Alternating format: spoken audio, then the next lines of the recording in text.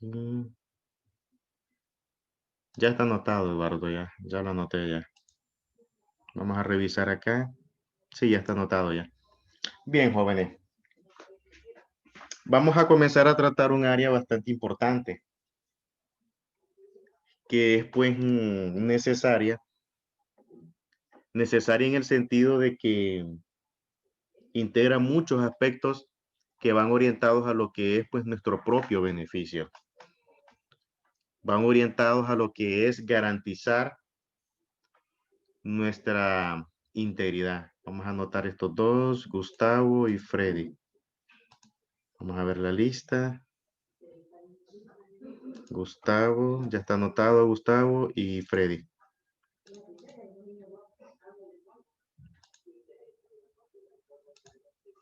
Laura también vamos a anotarla, acaba de ingresar. Ah, no, pero ya había ingresado, ya fue que. Bueno, entonces, cuando nosotros escuchamos hablar de derechos humanos, pues nos imaginamos cada uno de esas normas o cada uno de esos aspectos que van orientados a lo que es nuestro beneficio, nuestra protección. El objetivo macro fundamental de los derechos humanos es el ser humano. O sea, la misma palabra lo dice. Los derechos humanos que nosotros conocemos actualmente parten o son emanados de lo que es la Declaración Universal de los Derechos Humanos, que la vamos a verla más adelante. En esta imagen nosotros vamos a ver, jóvenes, que tenemos diferentes tipos de personas. Tenemos unas personas que son más altas, otras que son más bajitas, de otra raza. de diferentes, bueno, el término raza ya no se utiliza, con otros diferentes tonos de piel, unos eh, con diferentes tipos de cabellos, uno se mira que pues hasta hay de diferentes religiones, porque aquí hay uno que tiene lo que se le conoce como un turbante, haciendo referencia pues a lo que es el islamismo. Hay muchas personas de diferentes profesiones, o sea, hay una diversidad. Por eso es que el mundo, jóvenes, el mundo es heterogéneo. Cuando hablamos que el mundo es heterogéneo, significa de que la grandeza del mismo se caracteriza porque es comprendida por una gran variedad que es diferente la una con la otra. Un ejemplo para ser más claros. En el salón de clases. En el salón de clases, de todos los estudiantes que hay,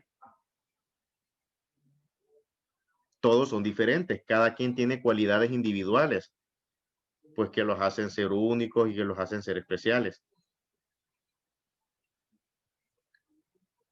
Y esas cualidades, pues, es lo que hace que el grupo sea heterogéneo.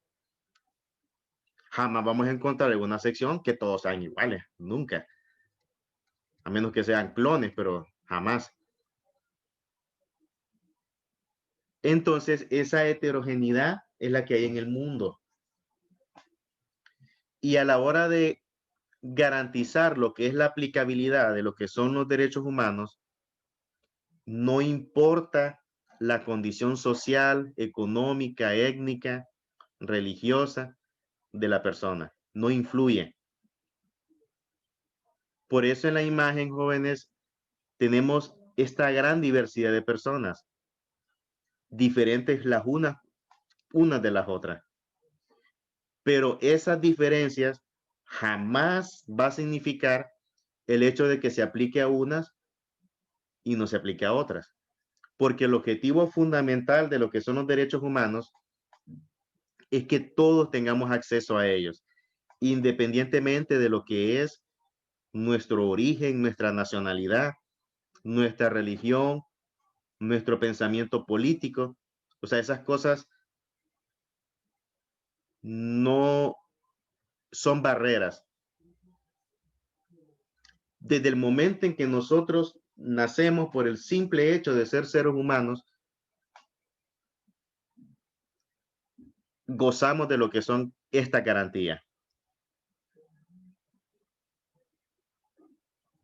Aquí vamos a ver un pequeño símbolo. Vamos a ver quién lo... Es como una mano, pero es como una paloma a la vez. Ajá, Yo vamos la a veo ver. como, sí, como una paloma, pero ahora que Daniel dice la También mano. se mira como... Ujú. Ok, voy a ir anotando los que me participan. Vamos a ver. Octavo A, 15, 10 del 20. Me participó Yo, profe Daniel. Daniel. Me participó Macías Yo también, profe. y Dana, ¿verdad? Sí. Bueno, si ustedes se fijan, jóvenes, va a variar dependiendo de la percepción que nosotros le queramos dar. Pero los elementos que ustedes manifiestan integran lo que es ese símbolo. Representa... Profe, ¿por qué tiene dos significados, por así decir, la mano? A eso voy. Tiene dos significados porque en un sentido metafórico, este símbolo, cuando hablamos de la paloma, hablamos de la paz. Y cuando hablamos de la mano humana, hablamos de que nosotros somos lo que debemos de garantizar la paz. Por eso, si ustedes se fijan, cuando se mandó a hacer el símbolo, a la hora de hacerlo, se determinó darle esa significancia. Darle esa significancia para que integre también el principio básico que es la paz que debe de haber, pero que a la vez también se deje claro o se deje explícito el factor humano. Recordemos de que el hecho de que se garantice y que nosotros gocemos de lo que son estos derechos humanos, se deriva a lo que es la paz, pues. Entonces, de ahí la significancia de lo que es este símbolo. Y ese es el símbolo internacional de los derechos humanos. Cuando ustedes lo vean, automáticamente, pues, hagan referencia a que es el símbolo mundial de los derechos humanos.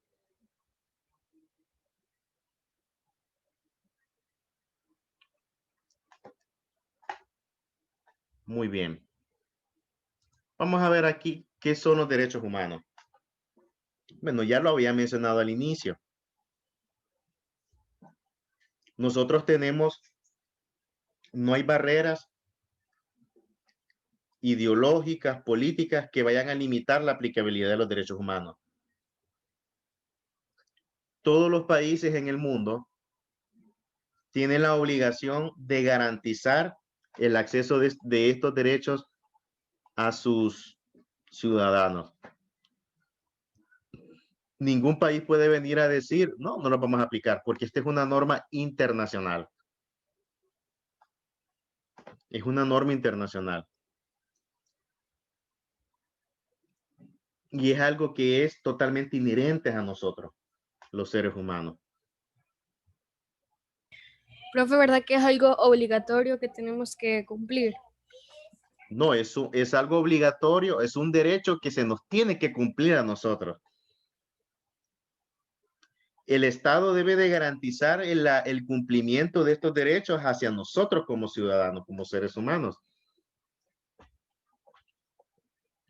¿Me explico? Entonces, es un derecho que todos tenemos. O son derechos, perdón, en plural, porque son varios. Profe, Ajá. y antes de que existiera la ONU, tenían derechos ya. Vamos a ir viendo los antecedentes históricos. y vamos a ver por qué se generaron lo que son los derechos humanos enmarcados en lo que es la Declaración Universal.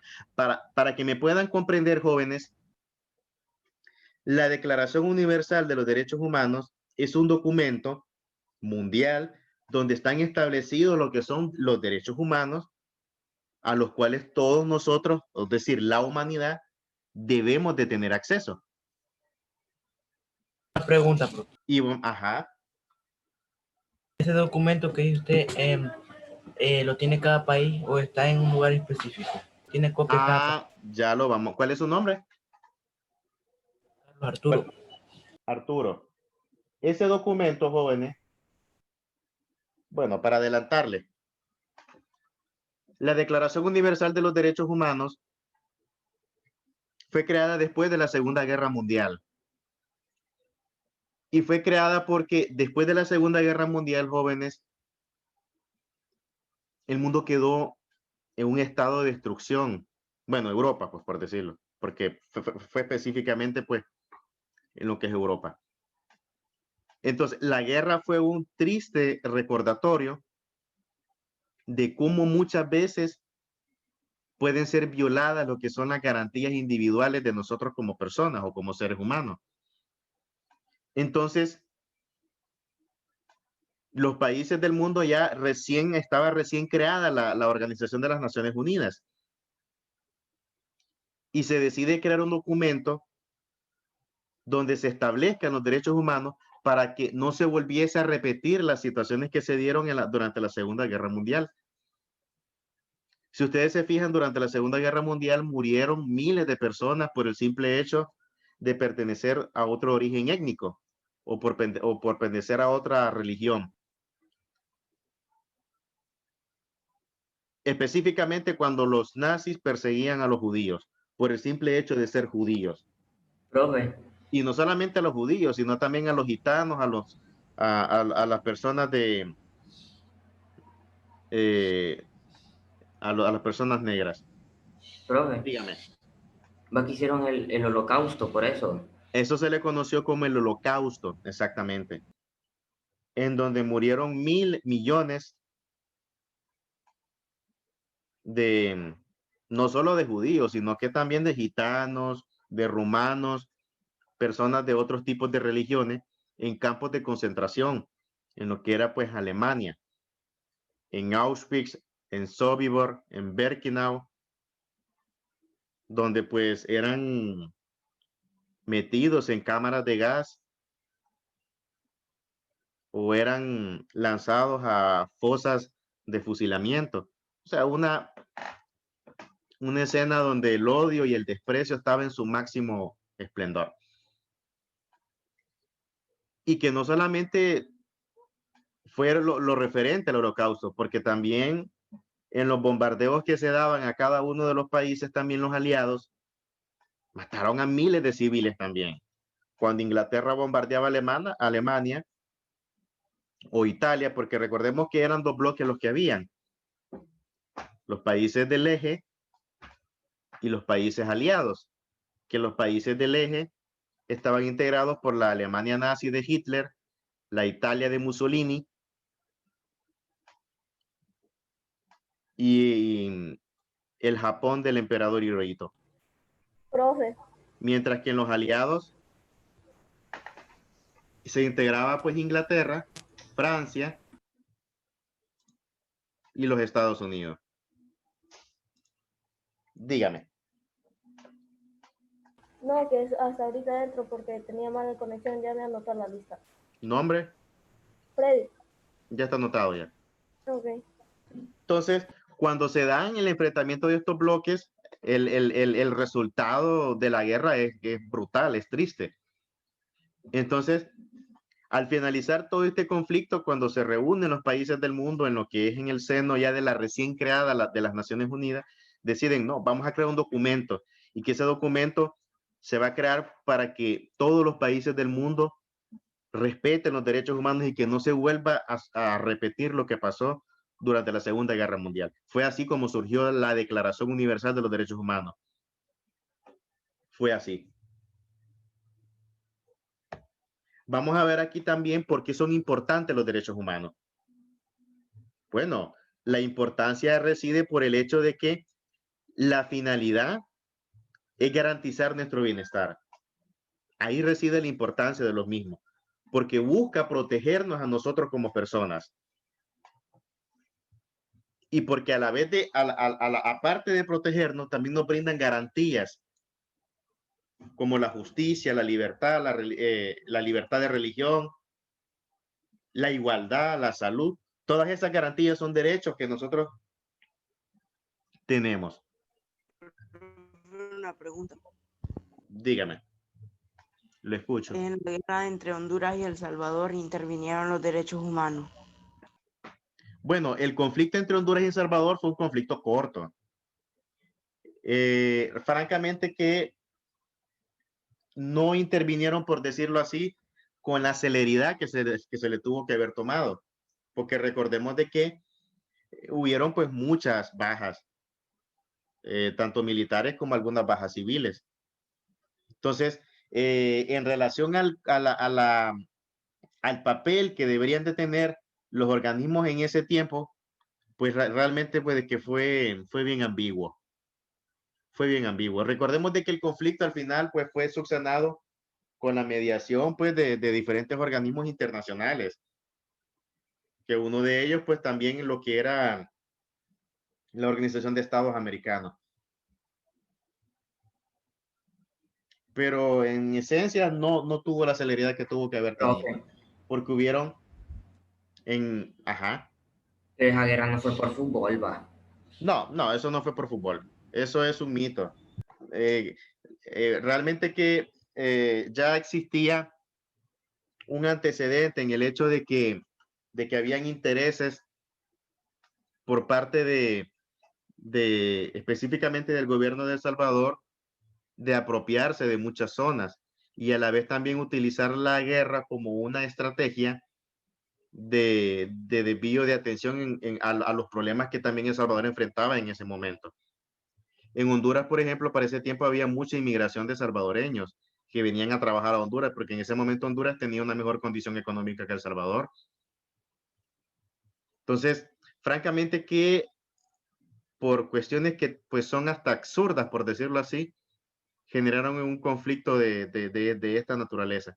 Ya habían roces, jóvenes, porque siempre han habido diferencias por cuestiones de lo que es pues la delimitación fronteriza, el hecho Profe, de que, ajá, iba que hace poco por una isla estaban peleando.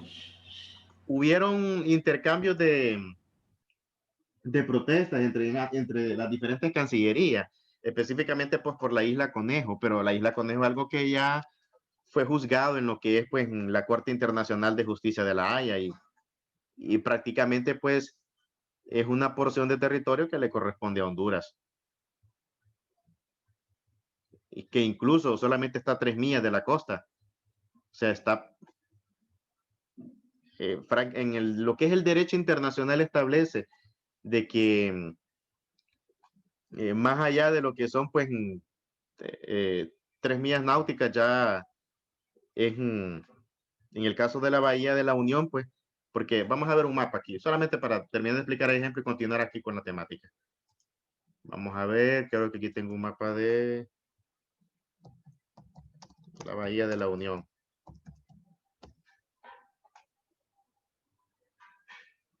Vamos a ver aquí el satélite.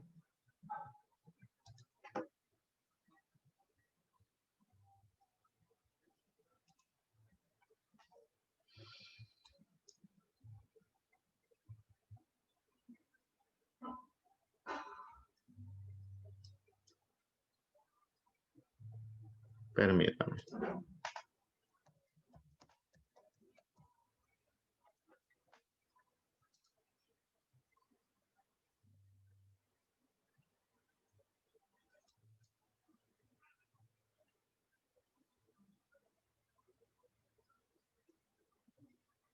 Ya, aquí está. Voy a compartir pantalla. Solo para terminar de explicar esa duda y continuar con el tema, para no Bueno, aquí tenemos jóvenes. Para que se hagan una idea, aquí tenemos la bahía de Fonseca. Siempre en términos geográficos es una bahía.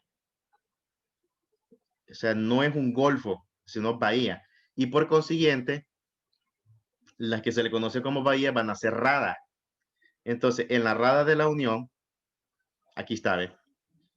Esta es compartida tanto por Honduras, aquí, como por lo que es El Salvador. Recordemos que la línea fronteriza, jóvenes, aquí la tenemos, véanlo. Es la desembocadura de lo que es el río de Guaporán. Aquí ve, aquí va la línea. Toda esta línea todo esto es la línea fronteriza, véanlo bien. Aquí es de la... Pero, profe, ¿verdad que solo es un poco que le pertenece? Bueno, solamente, primero les voy a explicarles para que podamos dimensionar. Entonces, todo esto es la Bahía de la Unión. La Bahía de la Unión, o es decir, la Rada de la Unión, perdón, es compartida tanto por Honduras como por El Salvador. Entonces, la Corte estableció dónde iba a ir lo que es la delimitación marítima en relación, vamos a quitar permítame, este anuncio que está acá. Ahí está. Es decir, lo que le corresponde a Honduras y lo que le corresponde a El Salvador. Estas islas le corresponden a Honduras, a El Salvador, perdón. Entonces, venía El Salvador y decía que a él le correspondía la isla Conejo. ¿Dónde está la isla Conejo? Vamos a quitar esto. Vamos a hacer el borrador. Vamos a cerrar aquí. Se van a sorprender dónde está. Les dije que todo esto es territorio hondureño. Todo esto es territorio hondureño.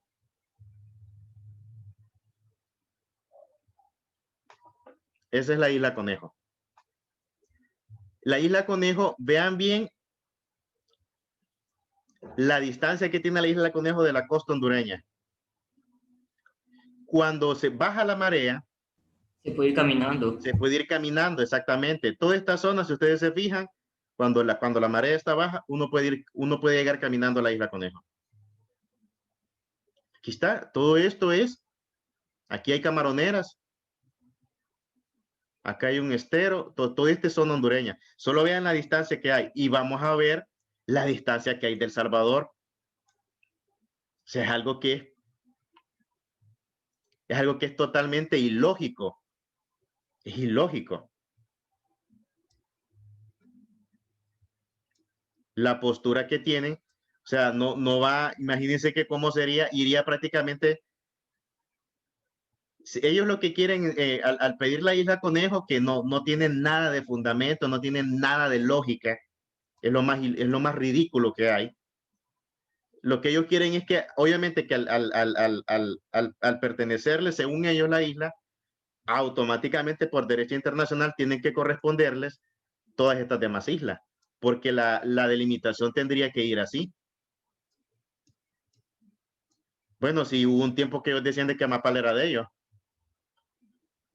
Nosotros perdimos dos islas, que son estas, Meangüera y Meangüerita. Estas islas, jóvenes, inicialmente eran de Honduras, pero por la misma